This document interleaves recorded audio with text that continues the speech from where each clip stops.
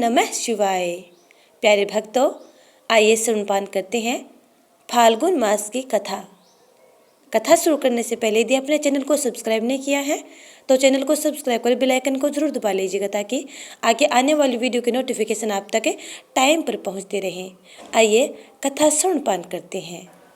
नारद जी ने पूछा, ब्रह्मन, पिता यज्ञ में अपने शरीर का परित्याग करके दक्ष कन्या जगदम्बा सती देवी किस प्रकार गिरिराज हिमालय की पुत्री हुई, किस तरह अत्यंत उग्र तपस्या करके उन्होंने पुनः भगवान शिव को पति रूप में प्राप्त किया, यह मेरा प्रश्न है। आप इस पर भली भांति और विशेष रूप से प्रकाश डालिए। ब्रह्मा जी ने कहा, मुने नारद, तुम पहले पार्वती माता के जन्म, विवाह और अन्य भक्ति वर्धक पावन चरित्र सुनो। मुनि श्रेष्ठ, उत्तर दिशा में पर्वतों का राजा हिमवान नामक महान पर्वत है जो महान तेजस्वी और समृद्धिशाली है। उसके दो रूप प्रसिद्ध हैं, एक स्थावर और दूसरा जंगम। मैं संक्षेप से उसके सूक्ष्म यानी स्थावर स्वरूप का वर्णन करता हूँ। वह रमणीय पर्वत नाना प्रकार की खान है और पूर्व तथा पश्चिम समुद्र के भीतर प्रवेश करके इस तरह खड़ा है मानो भूमंडल को नापने के लिए कोई मानदंड हो। वह नाना प्रकार के वृक्षों से व्याप्त है और अनेक शिखरों के कारण विचित्र शोभा से संपन्न दिखाई देता है। सिंह, व्याघ्र आदि पशु सदा सुखपूर्वक उसका सेवन करते हैं।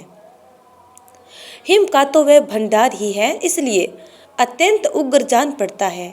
भांति भांति के आश्चर्यजनक दृश्यों से उसकी विचित्र शोभा होती है।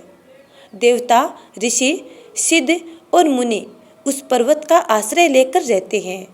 भगवान शिव को वह बहुत ही प्रिय है, तपस्या करने का स्थान है।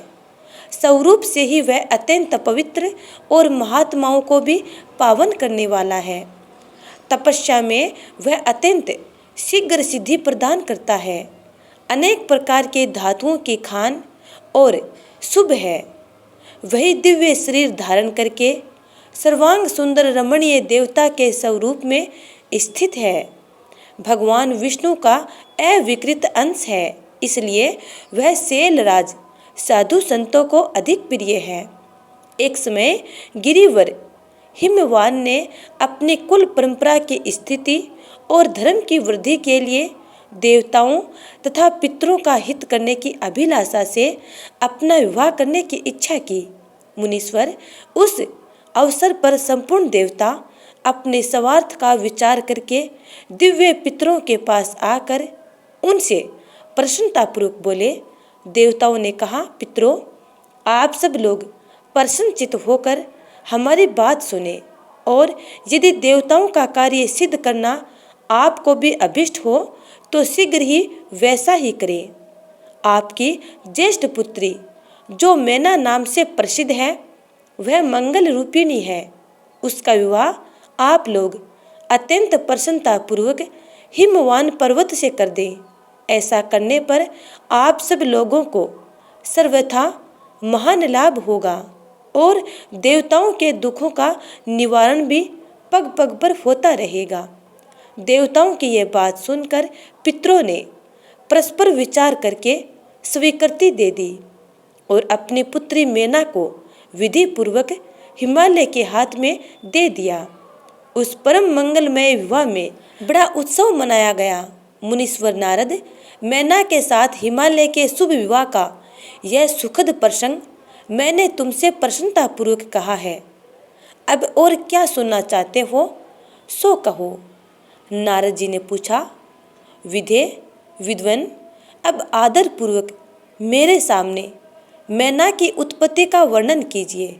उसे किस प्रकार शाप प्राप्त हुआ था यह कहिए और मेरे संदेह का निवारण कीजिए।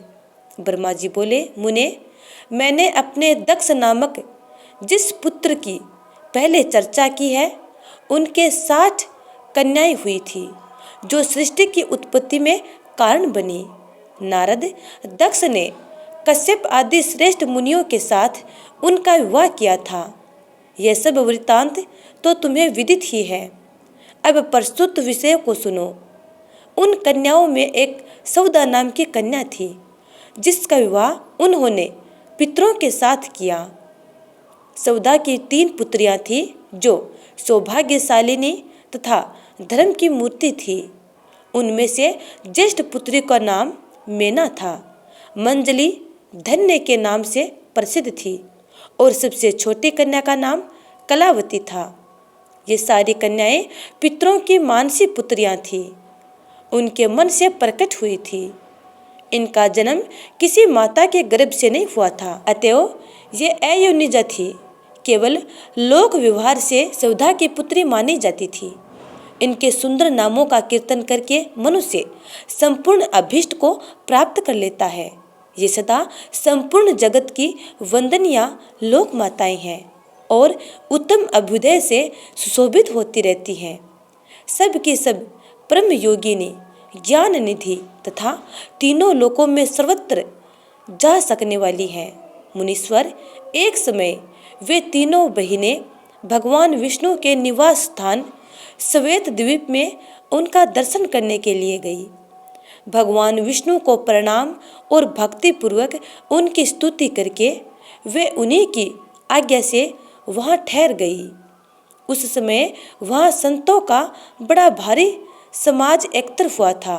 मुने, उसी अवसर पर मेरे पुत्र सनकादि शिष्यगण भी वहां गए और श्री हरि की स्तुति वंदना करके उन्हीं की आज्ञा से वहां ठहर गए।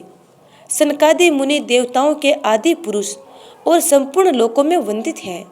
वे जब वहां आकर खड़े हुए, उस समय श्वेत द्वीप के सब लोग उन्हें देख प्रणाम करते हुए उठकर खड़े हो गए, परंतु ये तीनों बहिनें उन्हें देखकर भी वहां नहीं उठी। इससे सनत कुमार ने उनको मर्यादा रक्षार्थ, यानी उन्हें स्वर्ग से दूर होकर नर स्त्री बनने का शाप दे दिया।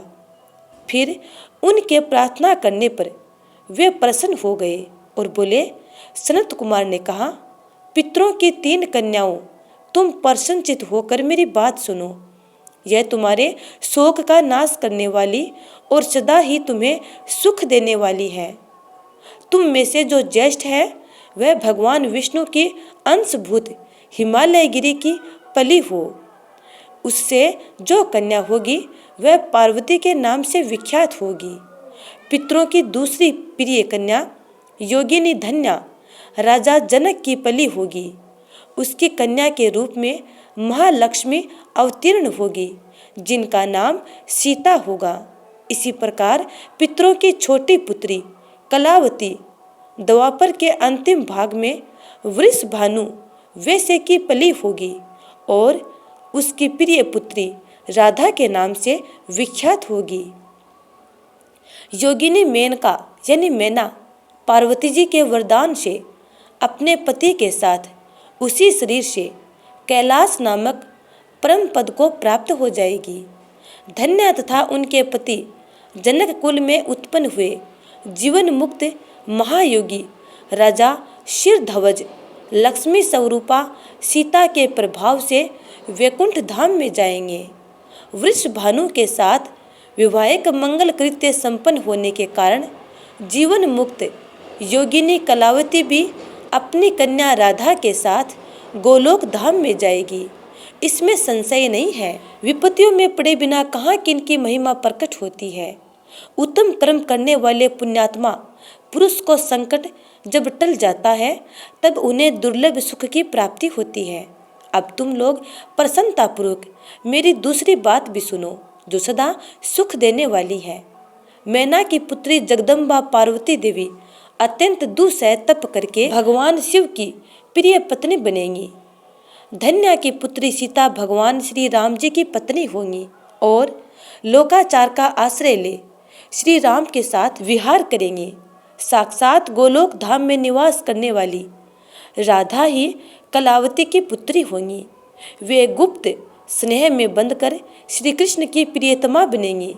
ब्रह्मा जी कहते हैं, नारद, इस प्रकार सांप के व्याध से दुर्लभ वरदान देकर सबके द्वारा प्रशंसित भगवान सनत कुमार मुनि भाइयों सहित वही अंतर्धान हो गए। तात पितरों की मानसी पुत्री वे तीनों बहिनें इस प्रकार शाप मुक्त हो सुख पाकर तुरंत अपने घरों को चली गई। ओम नमः शिवाय। प्यारे स्नेहितजनों, आज का पहला और दूसरा अध्याय यहीं पे समाप्त होता है।